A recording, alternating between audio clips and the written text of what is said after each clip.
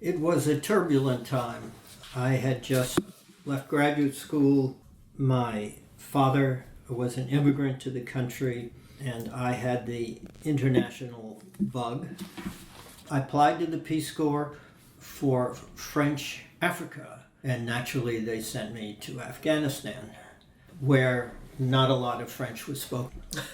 So I found myself in Afghanistan after the training and began my work as an English teacher. One incident from that period I remember well is that I was invited to play a game of chess with an Afghan, and there were two surprising cultural differences.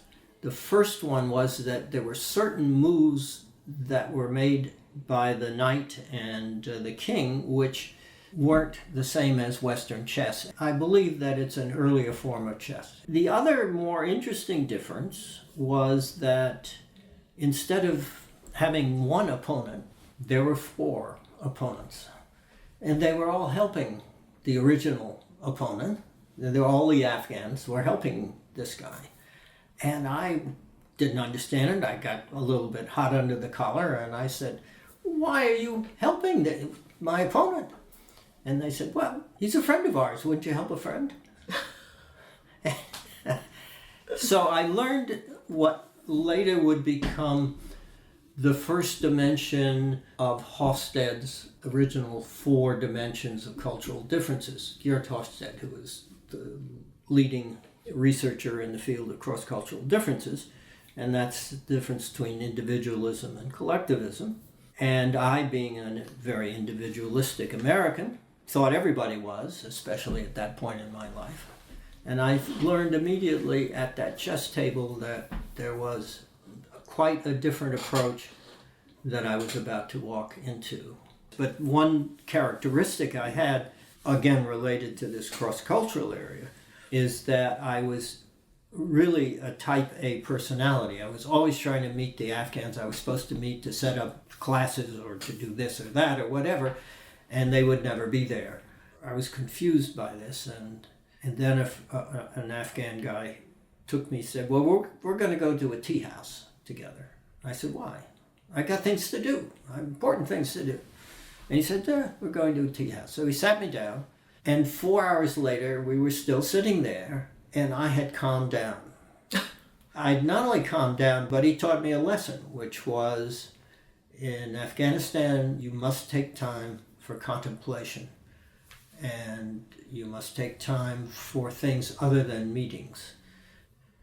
About 4 years ago, I started with a group with 4 or 5 returned Peace Corps volunteers and 3 Afghan-Americans, a group to support weavers in Bamayan. We've raised now, I don't know, maybe $30,000-$40,000 for this group there.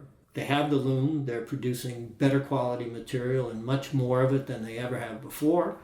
And they went along and used the original loom and copied it, and now they have 2 looms up and going. And they're now much more productive than they've been before. Oh, exciting. Several of the families were able to come down from the caves and build a home in the Bamayan proper. So we're still working on it. I never taught in this country in a public school, but I taught hundreds and maybe thousands of American executives of the importance of understanding the culture of the place that they're going to, and also international executives coming to the U.S. about the strange Americans and how we would welcome them with open arms for 3 days and then forget them, expect them to sink or swim. And of course I helped train a lot of Peace Corps volunteers.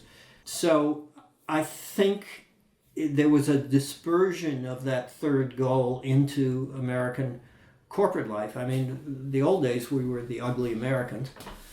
I hope I've spread a few seeds, but it's a big, angry ocean, and well, everybody just does what they can. Right? Everybody does what they can.